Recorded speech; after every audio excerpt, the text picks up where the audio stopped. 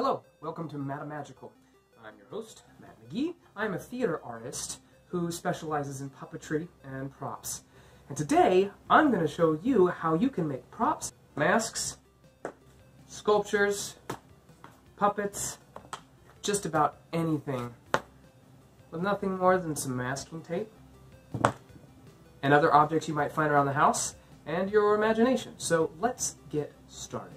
The first thing you're going to need is masking tape, but not just any kind of masking tape. You don't want to get the masking tape at the grocery store. You want to get the stuff at the hardware store that says high adhesion.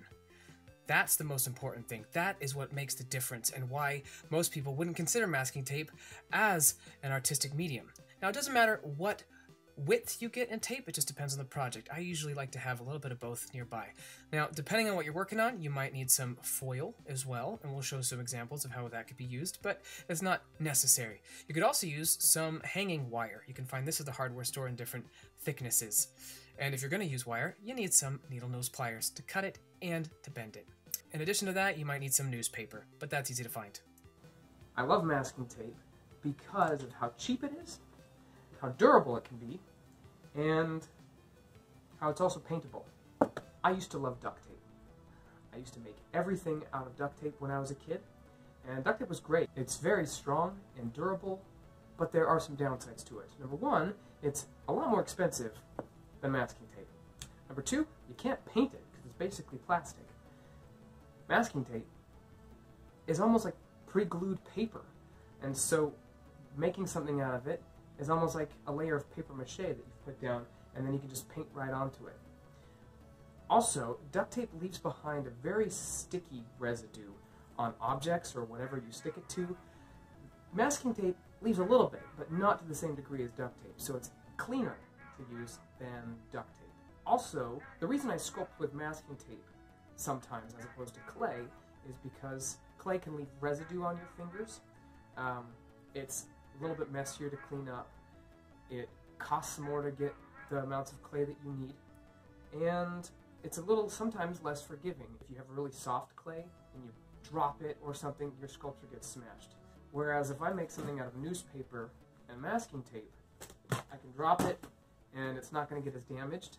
It's not going to leave any residue on my hands, and it's super cheap. So if I mess up, I can rip it off and throw it away and don't feel like I'm losing out on a lot of money because of the waste. So you can approach things a little more fearlessly.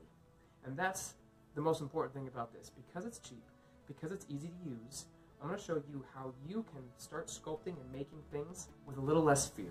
First, let's take a look at just making a general sculpture and how I use this tape as a sculpting medium.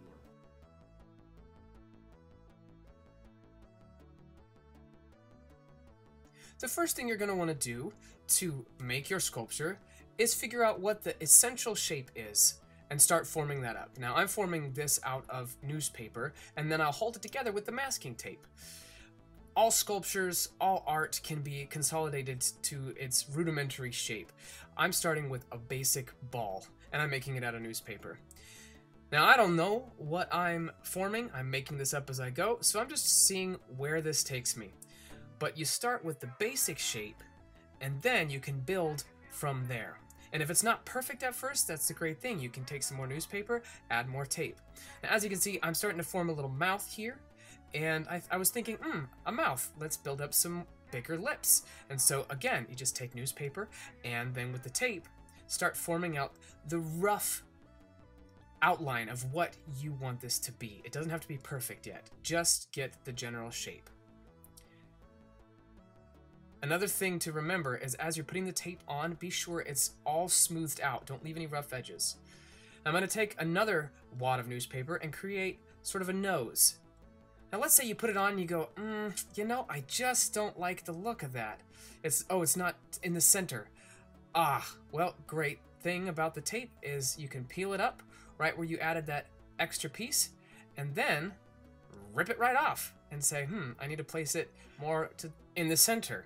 Or maybe take it off entirely if you don't like it. That's the great thing about it. Now that I'm a bit happier with this shape, I'm going to move on to the next step, which I like to call twisting out the details. I'm going to take the masking tape and roll it sticky side out. So now I can actually stick it right on and start forming these finer details using the tape itself rather than newspaper or something else. By building it up little by little, I have more control over the direction that it goes in. When I was doing the bigger shapes, I just needed the general form, but now I can get more specific and have a little bit more control. By doing it piece by piece, I can see how things are evolving and remove the pieces that maybe are not going the direction that I want it to. So this is where the being a little more fearless comes into play, because you don't have to be a great sculptor. You can just work little bit by little bit and add on piece by piece. If it's uneven, you add a little bit more to the other side. Right now, I'm building up some lips and I keep adding to it because nope, it's not big enough. I can just keep adding. Then, once I'm happy with that, I can move on to the other features. Or, if you're not doing a face, any other part of this sculpture that you're trying to make. Now, for this, I'm using the wider tape just so I can get a thicker twist to build up some bigger shapes like the eyebrows. You can also wad it up, sticky side out, and stick it right on there in a nice wadded ball. So that way you can build up, like clay, these bigger, rounder features if you don't want little twisty details. The great thing about it is it doesn't always stick on there, so you can reposition them before you make it permanent. So I can reposition the cheekbones, I can reposition the nostrils or the eyebrows, and move them around until I'm happy with that. Once I am satisfied, then I can move on to the next step, which I like to call skinning the sculpture. Now that sounds kind of disgusting, but this is the opposite of taking the skin off. We are putting the skin on. Once you're relatively happy with your shape, again, it doesn't have to be perfect yet, you can take the tape and then put it sticky side down over what you've done. Now the important thing to do is to smooth out those edges and make sure it is all rubbed down and is attached onto the wads and the twists of tape. The more you smooth it out and flatten those edges, the more it'll start to look like a completed form and not like just a hodgepodge of tape pieces. So you can see that I'm really getting my nails in there and smoothing things out. As you do that, it starts to look more like a sculpture. Now someone once asked me if it's better to rip the pieces of tape piece by piece or to rip a bunch and lay them out on the edge of a table. I would say that for me it is really better to just rip as you go, because every time you work on a different section you have no idea how big a piece you need, and to have pieces pre-ripped and then have to go and rip them into smaller pieces just is more work. So I just pick up the roll and rip as I go. But you do you, right? Now, as I'm skinning this shape and smoothing out those edges, you can see it's starting to look a little bit more like a almost paper-mache sculpture. It's still misshapen and imperfect. And that's the great thing, is that you don't have to be done at this level. If you skin it and realize, hey, this doesn't quite look right. Like here, the cheek is a little small and low, so I'm going to just add right onto it and add another layer of skin. Or twist out some more to make the nostril flare a little bit more, and then skin right on top of it. That's what's great about it. You don't have to be finished at this point. You can just keep building up until you are satisfied and happy with the shape that you're making. Another cool thing is that with the sticky side down skin on top with all the sticky side out, if you really get your nails in there, you can start forming and shaping it like clay. It's really cool. Now what I'm going to do, fold some sticky side out pieces, and I can even just fold them and stick them in and make teeth.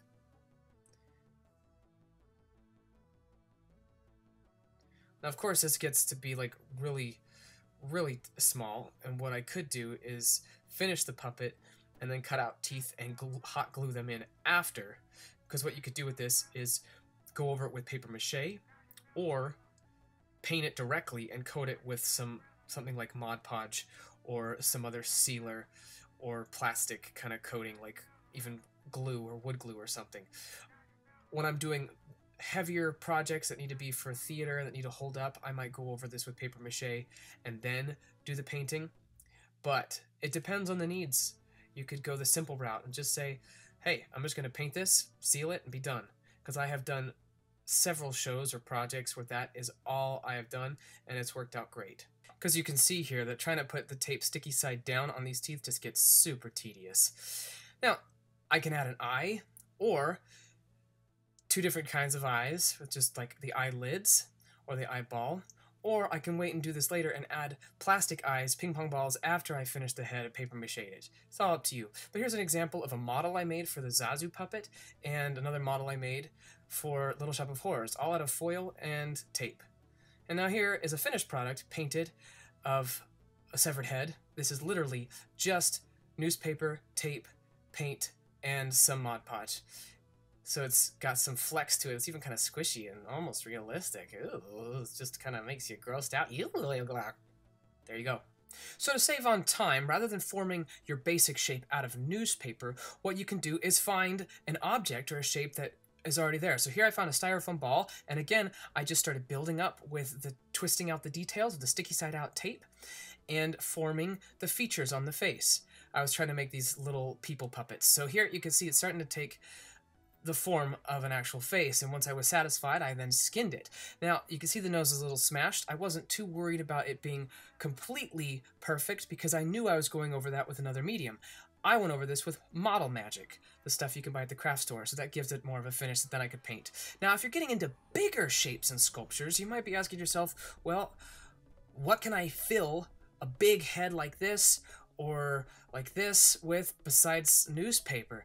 What I like to do is cheap and easy is I find empty containers and jars and something big. It could even be a cardboard box, and then I build up the shape around that. It saves on a lot of newspaper. Now, if you're not sure who this is, well, maybe this will give you a clue.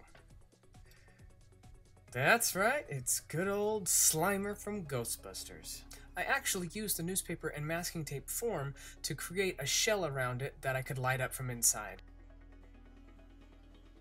Now, to demonstrate how I take containers and put them together and use them as the core of a sculpture, I'm going to show you an example from a production I did of The Lion, the Witch, and the Wardrobe. This was going to be the head of Aslan. So I started with these shapes, 2 different containers to say, okay, this gives me the gists of the shape, like literally breaking it down to the rudimentary box and tube for the head and the muzzle. And then I started building it up with newspaper and just taping around it and just wrapping it all up. Now, obviously, the head needs to be much bigger, but I wanted to start small so that I could build up the shape and make sure that I was getting all the proportions right. So you can see I keep adding pieces here and there, wads of newspaper, taping it up. You don't have to, because I knew I was using this just as a shape, as a form, and was going to build over it in the end, you don't have to really compact that newspaper. You can wad it up, keep it light, just to get the general form. And you can see that it's starting to take shape. But I'm still going. I'm not done yet, because I realized the head wasn't big enough now. The face looked good, but the back of the head was too small, or the jaw was too small, or the cheeks needed to be more pronounced. That's the great thing. If you get discouraged and stop and go, this looks like garbage, just keep looking at it, give it some time, and say, what more can I add to it? Maybe the reason it doesn't look right is because it's disproportional to itself. Maybe the forehead needs to be bigger. Maybe the eyebrows need to be more pronounced. Maybe the jaw needs to come down more. Look at your reference material. If you're sculpting this off of something and trying to, like me, I looked at a picture of a lion, but maybe you're sculpting out something else, more organic shape or something else. You can look at that reference and say, what is different about it? And start practicing using those skills of, with your eyes, of discerning shapes. I'm still going. See, I'm still building it up. You might be saying to yourself, oh, that's looking like a lion, but I wasn't happy yet, because I could see that there was still something off. So, don't give up. Attack it with a little more fearlessness, and realize that you're probably going to be adding more than taking away. And that's okay. The more you keep moving forward and just building upon what you started with, the more you're going to see your sculpture start to come to life. And that's what we're trying to do with theater, with the art we make, with stories that we tell, is we're trying to bring something to life for the people looking at it, even if it's in an inanimate object. So just keep moving forward. Work with a little more fearlessness. And soon, you might have something like a finished lion head. There is the head of Aslan. So let's see what we can do with this same technique, but how it can be applied in different ways. So here's some heads that I was working on for another production. where I formed the basic shape. I didn't twist out the details because what I was planning to do was take this newspaper and masking tape and paper mache over it. So here is several layers of paper mache over these heads. Now, I was sure to add several layers so that it was super strong and thick and sturdy, because what I was planning to do was cut out the back of the head and then rip out all that newspaper and masking tape so that it was hollow, which made these very lightweight heads. Now, to get the details, I then added onto that with some paper clay material that I used to sculpt out the finer features on the face, like the lips, the nostrils, and the eyelids, right onto the paper mache. Then I could paint that directly and give it the basic first coat, and then start adding the highlights and the shadows, and even painting up the beard and stuff. You can see they have a lot more life to them. Then I add some hair and different details, and then eventually they got costumed and they became these finished puppets. Now you can see this looks really nice, but they just started out as masking tape and newspaper. So you can see the applications. Now let's take a look at how we can use the same technique on a bigger scale, using things like cardboard. So rather than make a shape that you build up off of as a core, I used the cardboard itself as what would be the head of the puppet, and then built off the cheekbones, the eyelids, the eyebrows, the head, and the chin, and the lips, and then went over this with a layer of paper mache. Now this wasn't even painted. This was newspaper that was going to be the base look of it, and I found darker prints of newspaper and like purples and grays to create the features. You could see it here. But then I took these styrofoam balls and covered them in paper mache and made these nice moving eyes. Now this was supposed to be for a judge puppet in a production at Montgomery College called The Resistible Rise of Arturo Ui, and this judge was supposed to be really didn't care about anything, and it was done by 3 puppeteers. It was super cool, and it was super cheap because it was done with cardboard, newspaper, and masking tape. So these basic techniques can be applied to masks, to other props, or to any type of sculpture you want to make. And here's a few examples of how that works. Let's say you want to make a mask. You can make your own, or start with a base like this. Now this mask is one you can find at the craft store. It's made of paper, and here you can see I've already started one side. So now I'm going to try and imitate that on the other side. And I'm using foil this time instead of newspaper. Foil can be great because it's easier to sculpt, it holds its shape better, and I'm going to take some sticky side out twists of tape on the mask and just stick it right on. And now you can see how quickly I can copy what I did on the other side. I'm going to take some more, build it up some more because the eyebrow needs to be just a little bit bigger. The foil holds its shape better, doesn't require as much tape, and it's a little sturdier, but it's also heavier. So keep that in mind depending on the project that you're working on, and foil is much more expensive. So I do it when I'm doing projects like this where the finished product, I can't rip the core out. It has to be part of it, and I need that greater control. I'll use foil, but remember it's not as cheap as free newspaper. So again, here I'm seeing that it's still not as even, so I'm going to add another part, another piece, and skin it until it's nice and smooth. And even once the tape is on, you can push that foil down and sculpt it a little bit more. It's pretty cool, but don't push it too hard because then it might be too flat. But I guess that's okay because you can just add another piece on top of it. So here I'm doing the underbag on the eye, another strip of tape. Oh, but I realized something as I was about to stick it on. I had cut away some of the eye hole on the other side, and I need to get that knife and cut it away. And apparently I need to get a sharper knife because this is time-lapsed and this is still taking forever. So I'm just gonna cut that out and just get it out of there and just, come on, whatever. Ugh, okay, that's good enough. I'm done. All right, put you away, knife. All right, put that tape back on, stick the foil on, sculpt it, shape it a little bit, and skin it. And you can see how quickly that works. So, newspaper, cardboard, aluminum foil, all relatively easy to come by. I'm going to use some tape itself and twist out some details. Going to give it some nostrils. So I'm just going to twist it up. Oh, here I've just wadded it up. I could do foil, but this is where I wanted to work little bit by little bit. because I didn't just want to put a big old piece of a nostril. I wanted to work it up until I was happy with it. And so here you see I'm using my nail to shape it out. And I realized, wait a minute, that one's not sticking out as far. That nostril's not as big, so I'm going to take a little bit more tape. It's a little uneven. Wad some more up, stick it on the outside, make those nostrils look a little more even. Though it doesn't have to be. There's no such thing as perfection.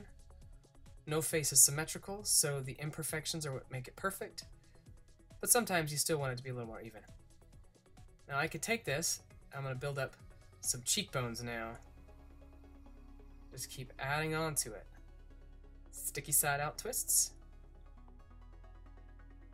Now if you don't have access to a paper mask like this, another thing you can do, which I've done, is take a piece of foil, put it right over your face, and get a friend to then tape on top of the foil.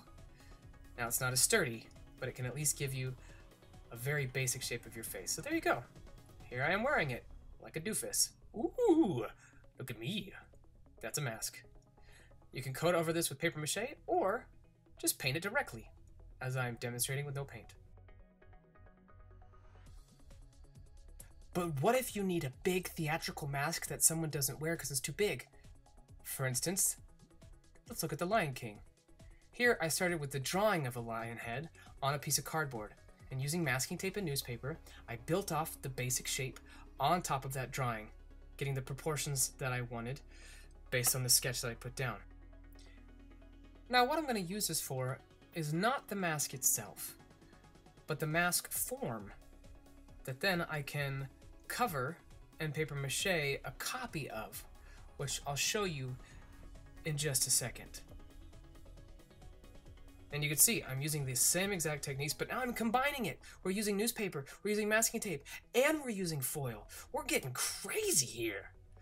And you can see how I'm combining that because I've got the tape. I could tape whatever I want onto this form. I can go back and forth between masking tape and newspaper and aluminum foil, just depending on what I need. Look, I'm even going back to doing the twists of tape because maybe I don't want to try and tape on tiny little twists of aluminum foil. I can go back and forth. It's so great. Now, once I'm happy with the shape, I can take a sheet of aluminum foil and go over the top, and then, using the masking tape, tape onto that directly like I suggested if you want to make your own mask because you don't have a paper one. So just keep going until you've got the whole thing covered. Isn't that cool as it just sort of comes to life? Because once that's done, I can paper mache directly onto this and then pull the whole thing up, trim off the foil on the edges, and have a nice, sturdy, lightweight mask. Now let's take a quick look at how we might make something that is not an animal or a face, and using a different material, like wire. So what I'm going to do is I'm going to make a branch. Now you could use this. This could be part of a prop. This could be part of a scenic design, or it could be also part of your costume or character. I'm starting with the wire, bending it into shape that I want, and then adding the foil over it and building that up. Now you could do this with just tape, or again with newspaper and tape, but for demonstration purposes and getting things done quickly, I'm going to use foil. Now, once I get the shape that I like, I'm going to go skin it with the masking tape. So here I go. Skin it, skin it, skin it. The thing about working with the foil is that I could add and twist out the details on top of this, but if you're happy with the shape after you've done it with the foil, then just move on and skin it. Now, the cool thing about having wire in the middle and the foil itself is that once I get it all skinned, if I'm not happy with how it's bending or how it's twisted, I can bend it and shape it even more. So here I go. I'm bending it, I'm making the crooks of the tree a little bit more organic looking, and then, oh, the little crook of that tree looks a little too skinny to be holding up another branch, so I gotta add to it.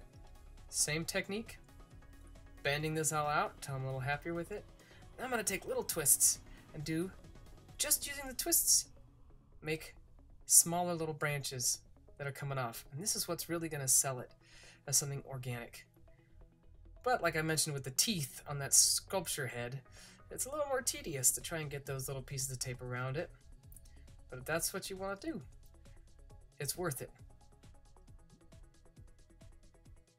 Once I got all that done, you can bend it some more, keep shaping it till you're happy with it. And I could take that and I could paint it, seal it, and make many of them like this. Here's some other tree branches that I made for a small puppet show. So you can use this as part of a set piece, part of your props, or I'll show you how you can combine this with another thing. So let's go bigger. Let's say you need to make a staff or something, a different type of prop. You can start with something like a PVC pipe and then wrap it with foil or even butcher paper. Tape it around like a tube, and then once you have that all wrapped up, you take your tape and do the same thing, twist out the details. These little twists are going to be layered up on each other to start to look like tree bark. I get it. I'm demonstrating with a lot of organic shapes because those tend to be a lot more easy to do because they don't have to be perfect. But these techniques and these tricks can be applied to anything you want to do. Maybe you need to make some type of prop weapon. Well, you can use this technique to make the handle on a sword or a club. Build up a club on a PVC pipe and make it big and bulky, or put spikes on it and have the spikes made out of masking tape and aluminum foil and shape that out over a styrofoam ball. But for this, I'm showing you how you can make this look like something more organic. So I'm not going to go over the whole thing because I think you get the idea. But you can start to see how these twists, all layered up on top of each other, can start to look like bark, especially once I skin it. So let's move on to the skinning part. Get those nails in there. That's how you're going to get all the details in the grooves, and it no longer looks like a bunch of little strips. It starts looking like one piece. Getting my nails really in there. You can start to see it take shape.